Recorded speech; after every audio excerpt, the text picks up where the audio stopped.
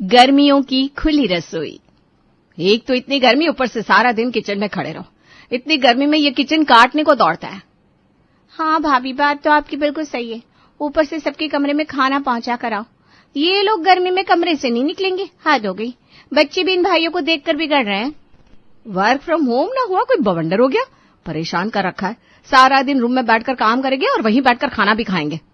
हाँ भाभी, और बार बार इन लोगों को चाय कॉफी बनाकर देने के लिए जाओ। दोनों बहुएं खाना बनाते बनाते बात कर रही थी, तभी अनीता ने आवाज लगाई। मनीषा, सीमा, खाना बन गया क्या? खाने का वक्त हो गया है। जी मम्मी जी, बस बन ही गया है, रोटियां बनानी बाकी है। अच्छा तो सबको बुला लेती हूँ, तब तक तुम रोटियां बना लो। उनको बुलाने का क्या फायदा मम्मी जी? वो तो राजा महाराजाओं की तरह अपने कमरे में ही खाएंगे। हमें पहुंचा कर आना होगा ना खाना। ये क्या बात हुई भला? रुको, मैं अभी बुला कर लाती हूँ। आप भी कोशिश करके देख लीजिए मम्मी जी, हम तो थक गए। अनीता सबको बुलाने उनके कमरे में गई। अरे राज, मुकुंद बेटा, खाना बन गया है। खाना खाने बाहर टेबल पर आ जाओ। चलो। मम्मी, हमसे नहीं होगा बाहर आकर खाना। देखिए बहुत गर्मी है, हमें कमरे में एसी में आराम से बैठे रहने दीजिए। आप खाना यहीं लाने को कह दीजिए ना। हाँ मम्मी, हमें यहाँ बहुत काम है। हमें शांति से काम करना पड़ता है। बाहर जाएंगे तो गर्मी से हमारा दिमाग खराब हो जाएगा, फिर काम कैसे करेंगे? और फिर आपकी बहू यहाँ खाना पहुंचा देंगी तो कोई आफत नहीं आ जाएगी? अरे काम ही क्या है उनको। और हमें देखिए सारा दिन कितना काम का प्रेशर रहता है। काम तो वो लोग भी करती हैं सारा दिन। तुम्हारा काम काम है और उनके काम का कोई हिसाब नहीं है। गलत बात है। अरे बस खाना ही तो बनाती है माँ, और करती क्या है। सीमा, खाना लेकर आना यहाँ। मनीषा, थोड़े पापड़ भी लाना साथ में, और रोटियां गरम गरम लाना। मुझसे जरा भी ठंडी रोटी नहीं खाई जाती। हे भगवान, इन लोगों को तो समझाना ही बेकार है। इन लोगों को समझाना जैसे हाथी को जूते पहनाने जैसा है। सोनू मोनू, तुम दोनों चलो खाना खाने। दादी, हमारा मैच चल रहा है और बाहर बहुत गर्मी है, हमें पसीना आता है। पापा भी यहाँ खाना खा रहा है, तो हमारा खाना भी यहीं लगवा दीजिए। जैसे बाप वैसे बच्चे, सारे के सारे निकम्मे। पड़े रहने की आदत हो गई है ना। ये कहते हुए अनीता कमरे से बाहर आ गई। क्यों मम्मी जी, नहीं आए ना ये लोग? मुझे पता ही था नहीं आएंगे। मैं इनके कमरे में इनको खाना देकर आती हूँ। मैं अभी चलती हूँ। एक साथ सबको तू अकेले खाना कैसे देगी? 2 थाली तू ले ले, 2 मैं ले लेती हूँ। सीमा और मनीषा ने सबके कमरे में खाना पहुंचा दिया और जैसे ही बाहर आई, सोनू ने आवाज दी, मम्मी जरा अचार तो दीजिए, अचार बिना मजा नहीं आ रहा। अब सीमा अचार देने सोनू के रूम में गई, तभी मुकुंद ने आवाज लगाई, खाना तो बहुत टेस्टी बना है, बस थोड़ा सलाद और ला दो मनीषा। और हाँ, उसमें ना जरा नींबू भी डालना, खाने का मजा सलाद के बिना अधूरा है। अब मनीषा सलाद काट कर लेकर गई। तभी मोनू को और रोटियां चाहिए थी। इसी तरह सीमा और मनीषा रसोई से कमरे तक बार बार दौड़ रही थी। बेचारी दोनों अब बुरी तरह थक चुकी थी और अनीता को ये सब देखकर अपने बेटों पर बहुत गुस्सा आ रहा था। ऐसे ही सबका खाना खत्म हुआ।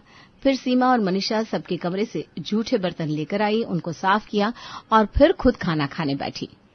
इन बेवकूफों की अकल तो ठिकाना लगानी पड़ेगी।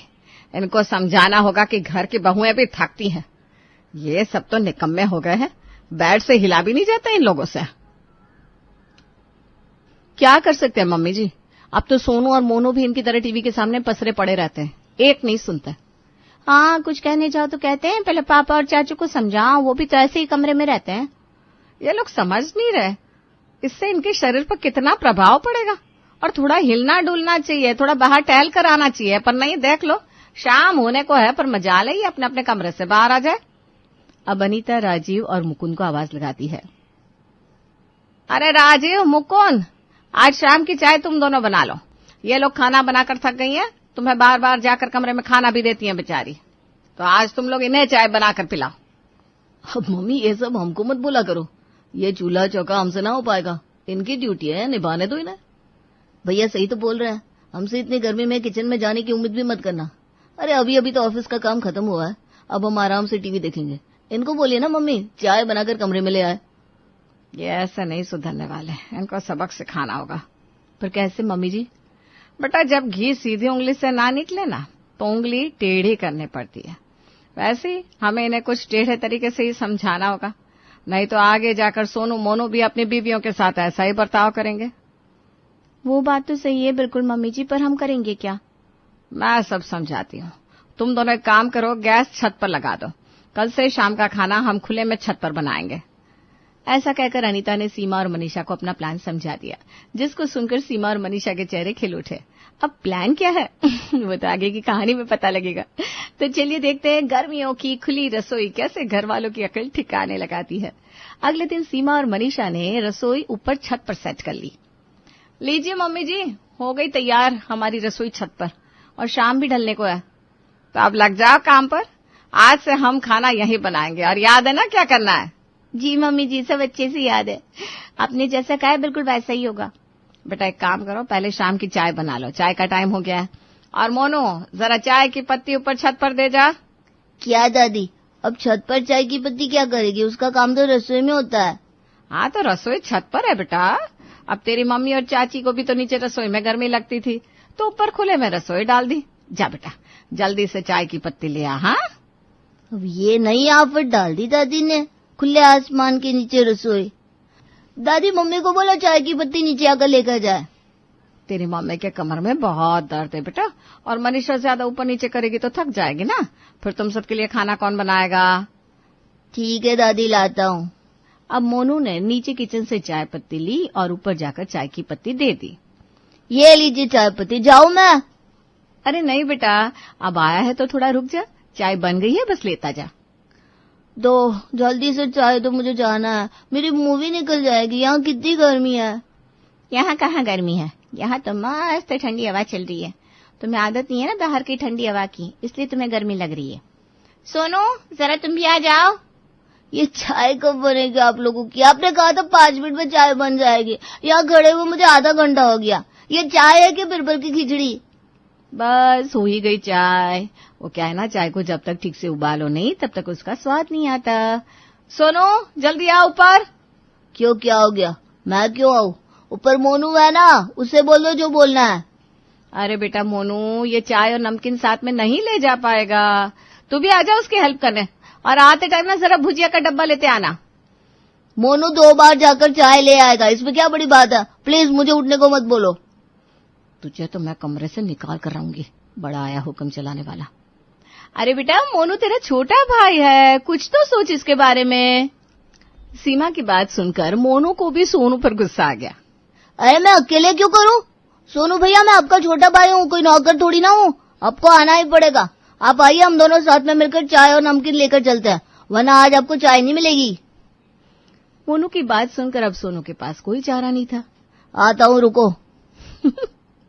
अब आया ना ऊंट पहाड़ के नीचे। आजा बेटा, जरा मोनू की हेल्प हो जाएगी। सोनू जैसे ही छत पर आया, अनीता ने कहा, हाय मेरे घुटने का दर्द, मुझसे तो बार बार चढ़ा उतरा नहीं जाता। सोनू बेटा जरा चीनी का डिब्बा ला दे नीचे से, लाना ही भूल गए हम, चाय में चीनी डालनी बाकी है। मैं कब से यहाँ खड़ा हूँ और अभी तक चाय नहीं बने? क्या कर रहे हैं आप लोग? अरे बेटा बस बन गई है, चीनी डालनी बाकी है।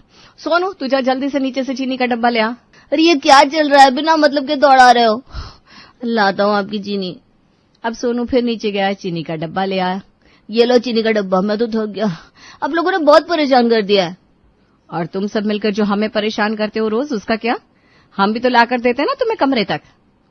चलो अब जाओ, ये चाय लेकर जाओ और अपने पापा और चाचा के कमरे में देकर आओ। सोनू और मोनू अब समझ रहे थे कि ये छत पर रसोई हमें समझाने के लिए बनी है। वो दोनों चुपचाप चाय और नाश्ता लेकर चले गए। अगले दिन शाम को छत पर सीमा और मनीषा खाना बना रही थी और अनीता उसके पास बैठी थी। तभी सीमा ने आवाज दी, आज सुनते हो सोनू मोनू के पापा, जरा छत पर आना।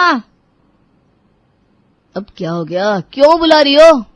वो फ्रिज में से दूध का पतीला ला दीजिए ना, पनीर बनाना है। मुझसे तो दूध लेकर ऊपर नहीं चढ़ा जाता, गिर जाएगा। अरे सोनू मोनू से कह दो, मेरा दिमाग क्यों खा रही हो? ऑफिस अभी अभी खत्म हुई है, अब जरा आराम करने दो। तो बेटा सीमा कौन सा तुझे हल जोतने को कह रही है, एक दूध का पतीला है तो लाना है। मुझसे नहीं हो पाएगा, मुझे कमरे के बाहर गर्मी लगती है, मैं एसी में ठीक हूँ, पसीने आ जाएंगे। मम्मी यार समझा करो। ओए यार के बच्चे, चुप से ऊपर से दूध ला कर दे, वरना आज खाना नहीं मिलेगा।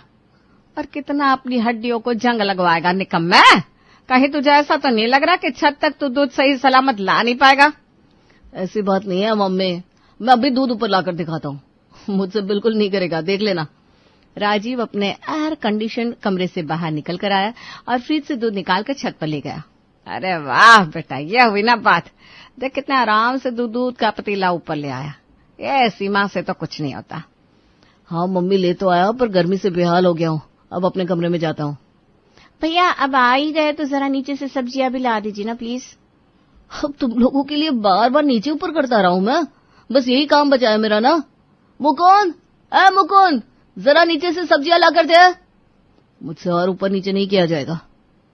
अरे भैया मैं नहीं आ सकता, मुझे क्यों फंसा रहे हो? आपको बोला गया है, आप काम करो, मुझे कमरे में आराम करने दो। मैं यहाँ गर्मी में भागता रहूं और तुझे एसी में रहना है। चल जल्दी से सब्जियां ला कर दे, वरना आज रात का खाना भूल जा। अच्छा बाबा, लाता हूँ। आप लोग ना शांति से जीने नहीं दोगे। अरे मनीषा और भाभी को क्या जरूरत थी छत पर रसोई करने की? अच्छी भली रसोई तो है यहाँ नीचे घर में। तो सब्जियां लेकर आ, इन्हें भी गर्मी लगती है रसोई में। तुम्हारी तरह कमरे में बैठकर ठंडी हवा तो खा नहीं सकती, इसीलिए गर्मियों में खुले में रसोई की है, ताकि हवा भी लगती रहे और खाना भी बनता रहे। अब मुकुंद के पास और कोई चारा नहीं बचा था। उसने छत पर जाकर सब्जियां दे दी और जैसे ही वहां से आने लगा, सीमा ने कहा, अरे रे रे, ओहो, ये तो बड़ी गलती हो गई। इसके बिना खाना कैसे बनेगा? अब क्या भूल गई? अरे नमक का डब्बा यहाँ है ही नहीं। जरा आप दोनों में से कोई भी नमक का डब्बा ला दीजिए ना नीचे से। उफ, अब नमक का डब्बा भी ला कर दो इन्हें। अरे सब कुछ ध्यान से ऊपर लाना चाहिए था ना। ठीक है ना, भूल गई तो भूल गई, क्या कर सकते हैं। तुम दोनों जवान हो, भाग कर जल्दी से ला दो नमक, वरना फीका खाना बिल्कुल अच्छा नहीं लगता। अरे यार, आज तो इन लोगों ने बैंड बजा दिया। मुकुंद अब फिर से नीचे गया और नमक का डब्बा लाकर सीमा को दिया। ये देखिए, आपके लिए कितना आसान था, कितने जल्दी से नमक ला दिया। अब मुझे जो भी मंगवाना होगा ना, मैं मुकुंद भैया को ही बोलूंगी। अरे राजीव, तू कहाँ चल दिया बेटा? अब जब ऊपर आ ही गए हो तो ताजी हवा थोड़ी खा लो और मेरे पैर भी दबा दे यार, बहुत दर्द कर रहा है। मुझे ताजी हवा नहीं खानी, मुझे अपने कमरे में जाना है। अरे तू तो ऐसे कर रहा है जैसे कमरे में ही तेरी दुनिया है। अच्छा मत खा ताजी हवा, मेरे पैर तो दबा दे जरा। मुकुंद तो भी आ जा, एक पैर राजीव दबाएगा, एक पैर तू दबा दे।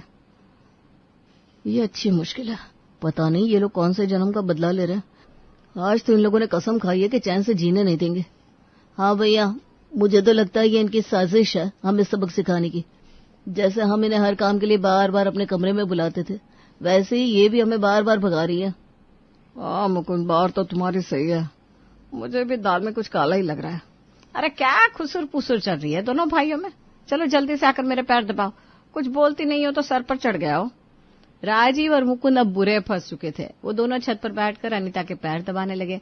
तभी मनीषा ने सीमा से कहा, भाभी, मम्मी जी का आइडिया तो काम कर रहा है, इन्होंने मैं बड़ा परेशान किया है। अब इनकी क्लास लगती देखकर मुझे बड़ा मजा आ रहा है।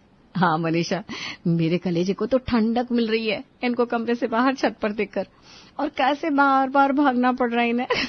मुझे तो मजा ही आ गया। बस अब इन लोगों को अपनी गलती का एहसास हो जाए।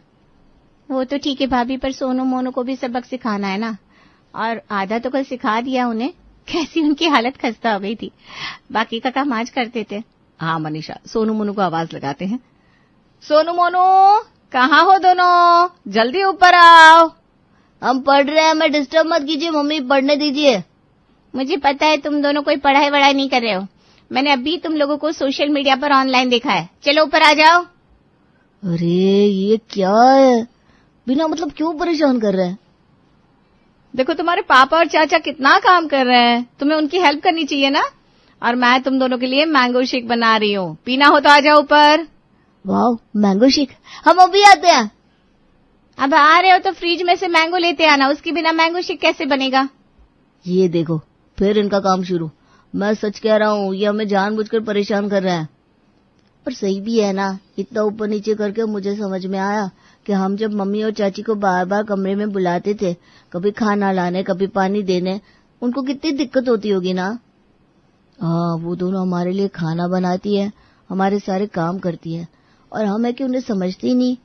हमें उन्हें समझना चाहिए, एक साथ टेबल पर बैठकर खाना खाना चाहिए। बिल्कुल सही कहा। सोनू और मोनू बातें करते हुए आम लेकर छत पर पहुंचे। उन्हें अपनी गलती का एहसास हो चुका था। मम्मी, चाची, ये लीजिए आम, और हमें माफ कर दीजिए, सॉरी। हमें समझ में आ गया है, जैसे हम अभी परेशान हो रहे हैं, वैसे हम जब आपको हमेशा कमरे में खाना देने, पानी देने या और कोई सामान देने बार बार बुलाते हैं तो आपको कैसा लगता होगा। आगे से हम लोग ऐसा नहीं करेंगे। हाँ, अब से हम टेबल पर आकर खाना खा लेंगे और अपनी चीजें खुद ही ले लेंगे, आप लोगों को परेशान नहीं करेंगे। तभी राजीव और मुकुंद भी कहते हैं, हाँ सीमा, अब मैं भी टेबल पर सबके साथ बैठकर खाना खाऊंगा और कभी कभी तुम्हारी हेल्प भी करूंगा। मनीषा, हमें समझ में आ गया है कितनी तकलीफ होती है जब किचन का काम करते हुए तुम लोगों को बार बार कमरे में भागना पड़ता है। ये हुई ना बात, आखिर तुम्हें समझ में आई क्या? बेटा, ये सीमा और मनीषा भी ना इंसान है, इन्हें भी गर्मी लगती है, थकान होती है, फिर भी ये इतनी गर्मी में तुम्हारे लिए अच्छा अच्छा खाना बनाती है। तुम दोनों को इनकी इज्जत करनी चाहिए। आज मैं खुश हूं कि तुम दोनों को अपनी गलती का एहसास हो गया। और एक औरत को क्या चाहिए, वो अपने घर के लिए ही तो जीती है, घर वालों की खुशी ही उसकी खुशी होती है। सारा दिन काम करती है, घर वालों की सेवा करती है, बदले में चाहिए तो सिर्फ थोड़ा प्यार और इज्जत। बस उसके काम को भी काम समझा जाए, उसके मन को भी देखा जाए। हाँ सीमा, अब मैं तुम्हें कभी शिकायत का मौका नहीं दूंगा, पक्का प्रॉमिस। और आज के बाद शाम की चाय मैं और भैया ही बनाएंगे, तुम दोनों दोपहर के खाने के बाद आराम करना। थैंक यू मुकुंद जी, हमें समझने के लिए। चलो भाई, अंत भला तो सब भला। आज हम सब साथ बैठकर गर्मियों की खुली रसोई में खाना खाएंगे। अनीता की बात पर सब जोर से हंस दिए। इस तरह अब अनीता के घर में सीमा और मनीषा की इज्जत होने लगी। अब सब उनसे बहुत प्यार करते थे।